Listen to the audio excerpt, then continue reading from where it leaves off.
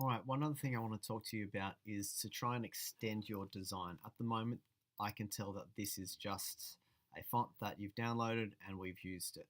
However, we can see that there's a small gap between there. I'll turn off Smart Guide so it doesn't annoy me. Small gap there, bigger gap, but still small. Big, well, small, big, bigger, and a little bit bigger.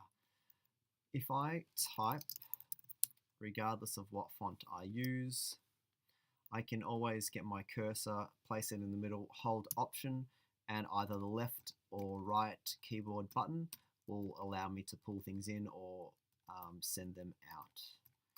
Now, when we've got our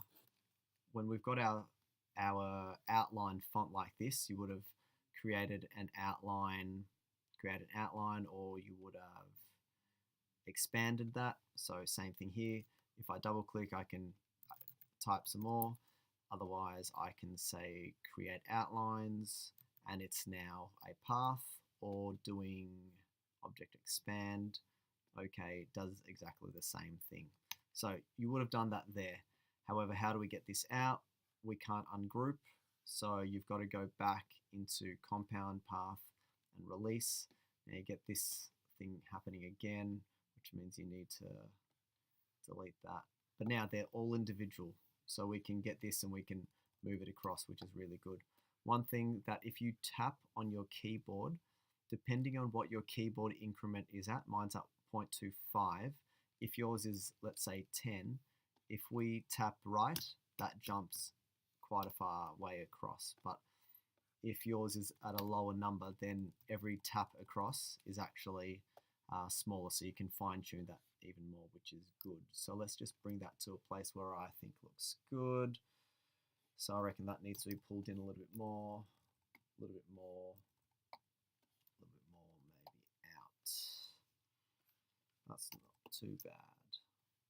Okay, so basically you want to see the different sections of your type that could be a little bit more consistent. Now, where you do have things that hang over, you want to make sure that, you know, say where we've got this S, this area here will touch before this area on a different letter, right? So even if you've got a gap there, but if that gap is too small, conversely, if we're talking about here, you're not talking about this gap, you're actually talking about that area there, because that's going to hit further.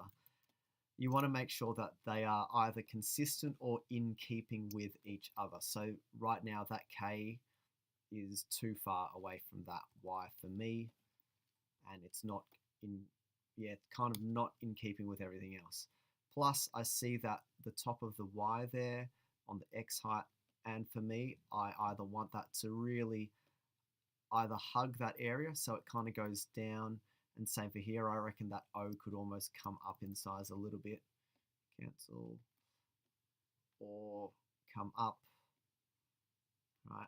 Because this S is coming up. So I kind of feel like, for me, the font is it's almost like it's telling me that it wants to do that. But that's a decision in refinement that you need to make. So if I want it like that, how I said hugging, then that's fine. But if I don't want it hugging each other, having these that almost touch but don't touch, that's way too awkward for me. It looks wrong. It looks like a mistake. Now, I know we're talking about adding a plane, and potentially, you know, you could have something coming out there and going out there, and you could do, well, that's a weird paper plane. You could do a paper plane out that way, and same over there, whatever. But if you don't do that, the type itself, to me, lends itself to want to actually come up. So if I just delete that point and that point, to me, it feels like the type actually wants to come up a little bit more. And then this and this go out.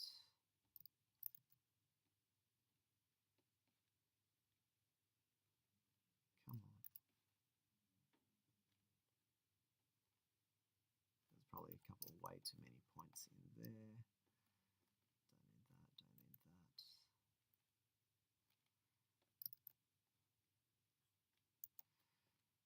And in the end, you would then even just join all that, then don't need that one in there.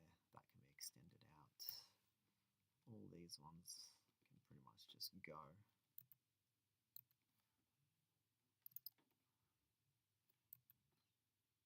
Never have handles that cross because they end up doing this weird thing. So either crossing on that perpendicular imaginary line there and that going, or never crossing like that either. If we want, we can extend that out. Now, it doesn't need to be perfect for these purposes.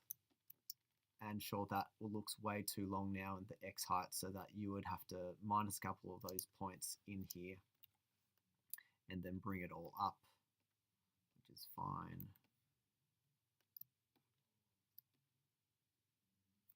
That's why I said you've got to minus them, because if you don't, they do these weird things.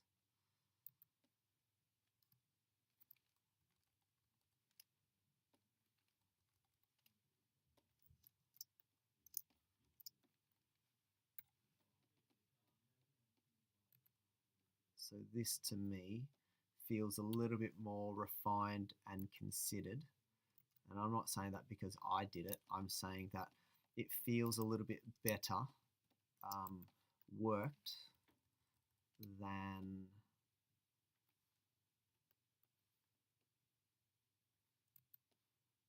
the original kind of font.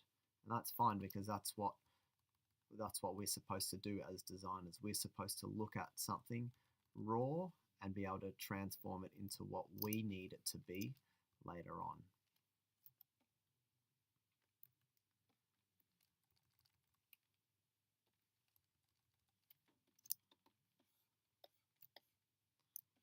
So I mean, you can still do some of your plain kind of stuff out that way and whatever else, or it comes out.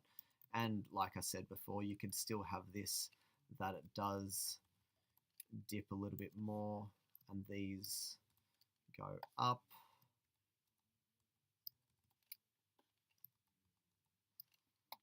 And together with all the different type things that you've done before, in terms of all the imagery that you had in here, i.e. your lines and whatever else,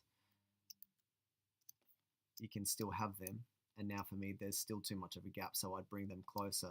Additionally, what you could do is, you know, say you did have your K there, and then you have, let's say, that, have your Y there maybe, have this there, but you could still do something, you know, out like that, and do something with it anyway. And you're using your base font as simply what it is, just a base, and now you're adding to it. So yes, that was just some of my things that I wanted to tell you about your logo.